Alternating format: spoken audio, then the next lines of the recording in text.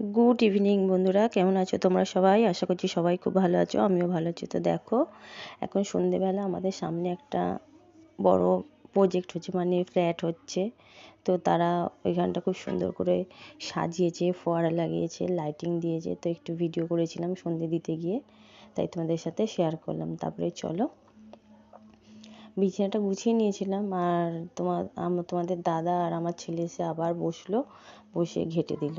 তো আবার সুন্দর করে গুছিয়ে নিয়েছি। আমার কি বলতো, ঘরের বিছানা আর ঘরের আলনা, এই দুটো জিনিস যদি অগোছালো থাকে মনে হয় যেন ঘরটা অপরিষ্কার। যদিও এই দুটো জিনিস অগোছালো থাকে, সত্যিই ঘরটা অগোছালোই লাগে বা অপরিষ্কারই লাগে। তো যতটা পারি সবসময় টিপটাপ করে গুছিয়ে রাখার চেষ্টা করি। তো বাচ্চার ঘর করবেই। তো আজ তোমাদের সাথে কোনো ডেলি রুটিন বা ডেলি ব্লগ শেয়ার করছি না, আজ একটা রেসিপি শেয়ার করব। চলো না, শীত তো চলেই এলো, আর শীত পড়া মানেই নানান ধরনের পিঠে, তারপরে মুড়ি, মানে যেই সব জিনিসগুলো শীতে খাওয়া যায়, খেলে কোনো অসুবিধা হয় না, সেই সব ধরনের জিনিস বানাচ্ছি। গরমকালে তো আর এইসব খাওয়া যায় না, তাই না? তো যাই হোক, শীত পড়ার আগেই আমি বানিয়ে দিলাম ঘরে দুধ পুলি। তো কিভাবে আমি বানাই, কিভাবে করি, চলো সেটাই তোমাদের সাথে শেয়ার করছি। দেখলে প্রথমে নারকেলটা ফাটিয়ে নিয়েছিলাম, এখন কুড়িয়ে নিলাম, নিয়ে চলে এলাম রান্নাঘরে। আর কি বলো তো, ঝোলা গুড়টা পাইনি, তো সেই জন্য তোমাদের দাদা এরম পাটালি এনেছিল।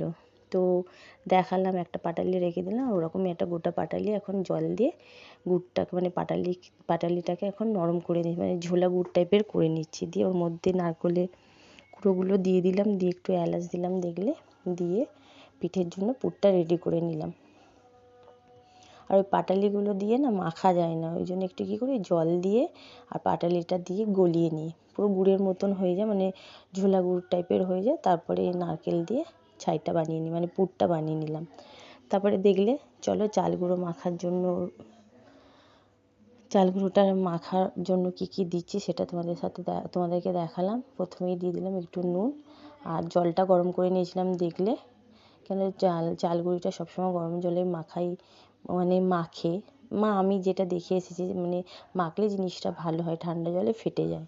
তো গরম জলটা করে নিলাম, একটু একটু করে দিয়ে এখন মাখতে থাকবো, মানে মাখাটা যেন একদম ঠিকঠাক পারফেক্ট হয়। দেখছো, এই ধরনের মাখা হলে তার মানে তোমার পিঠেটাও খুব সুন্দর হবে। নাহলে কি বলতো, মাখা যদি ঠিক না হয় না, পিঠের গাটা দেবে কেন ফেটে যায়, পুর দিলে বেরিয়ে আসে, দেখতেও বাজে লাগে। সব কিছু একটা সৌন্দর্যর ব্যাপার আছে, তাই কি না?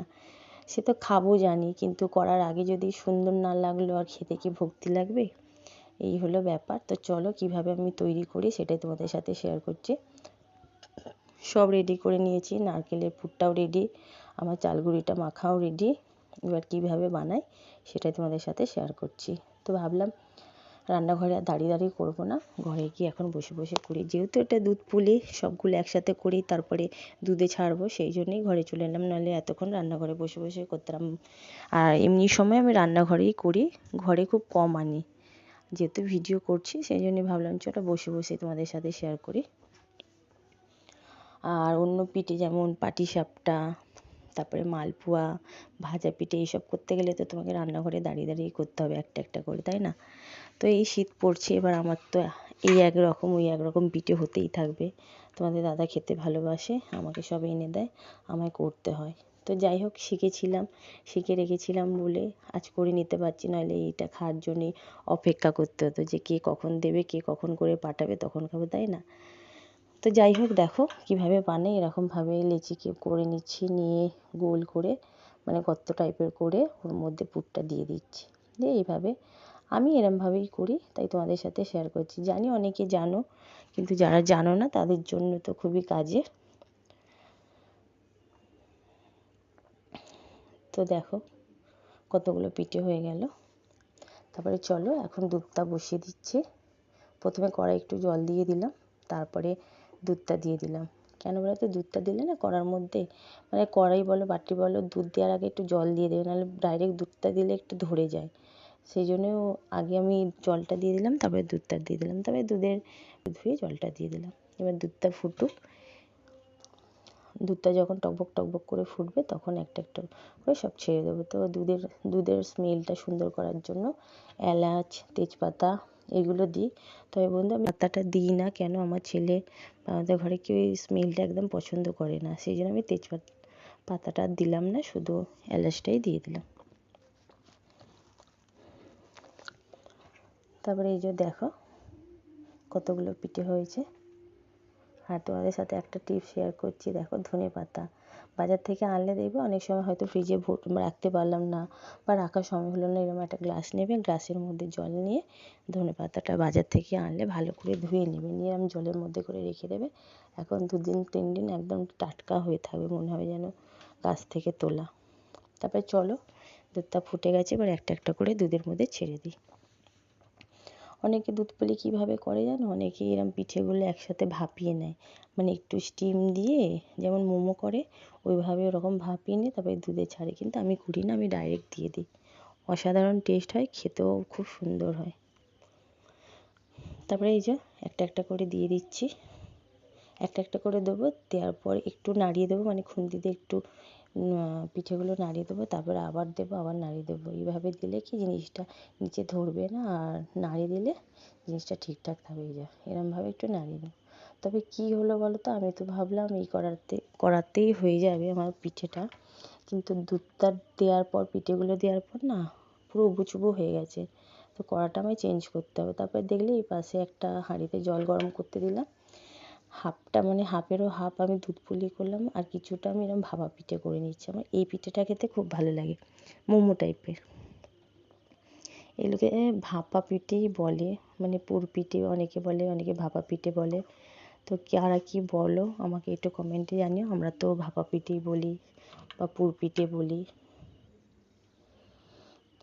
কিছুটা দুধ পুলি করলাম, মানে কিছুটা কি বেশিটাই দুধ পুলিতে দিলাম, আর কটা রেখেছিলাম ওটা ভাপিয়ে নিলাম। জলটা যখন গরম হয়ে যাবে টকবক করে ফুটবে, তখন এরকম ফুটো ফুটো ডিশ বা এরকম গামলা টাইপের হবে, তার মধ্যে দিয়ে বসিয়ে দেবে, ওর ভাপে ভাপে ওটা সিদ্ধ হয়ে যাবে। তারপরে এই যে বললাম বন্ধু, আমার কড়াটা একটু ছোট হয়ে গেছে, সেই জন্য কড়াটা এখন চেঞ্জ করতে হবে। কেন বলো তো, এইটা না টকবক করে ফুটবে, তবে তোমার জিনিসটাও সিদ্ধ হবে আর টেস্টটাও ভালো হবে, আর দুধের কালারটা আস্তে আস্তে চেঞ্জ হয়ে যাবে। তো কী করা যাবে বলো, ভাবলাম হয়ে গেলে এত অসুবিধা নেই, বড় কড়াই দিলাম, নাড়তেও সুবিধা হবে। তো বন্ধুরা ভিডিওটা অনেকটাই চলে আসলাম, ভালো লাগলে লাইক শেয়ার সাবস্ক্রাইব করো, খুব ভালো লাগলে বন্ধুদের মাঝে শেয়ার করো, আর কমেন্ট অবশ্যই করো। কমেন্টে জানিও কেমন লাগলো আমার এই পিঠের রেসিপিটা, বা আমি যেভাবে পিঠে বানাই সেটাই তোমাদের সাথে শেয়ার করলাম। আমি জানি, আমি আবারও বলছি, আমি জানি অনেকে জানো, কিন্তু যারা জানো না বা যারা জানার চেষ্টায় আছো বা আগ্রহ আছো, তাদের জন্য খুব কাজে দেবে। তো এই দেখো এদিকে দুধটাও ভালো করে ফুটেও গেল টকবক করে, আর নাড়তেও সুবিধা হচ্ছে। তারপরে চলো একে একে দিয়ে দিই। যে যেরকম মিষ্টি পছন্দ করো সেই বুঝে চিনিটা দেবে দুধের মধ্যে, কেন দুধটাও তো টেস্টের ব্যাপার আছে। তো আমরা একটু বেশি মিষ্টি খাই বলে আমি 4-4.5 চামচ মতন চিনি দিলাম। আবার তারপরে আবার গুড় দেবো, কেন বলো তো, কালারটা চেঞ্জ করার জন্য, বলে একটু লাল লাল টাইপের, মানে লাল টাইপের হবে দুধের কালারটা, বেশ খেতেও ভালো লাগে, টেস্টও লাগে। তো চিনিটা দিয়ে একটু নাড়িয়ে দিলাম। তারপরে চলো একটু গুড় দেবো, দুধের কালারটা পুরো চেঞ্জ হয়ে যাবে।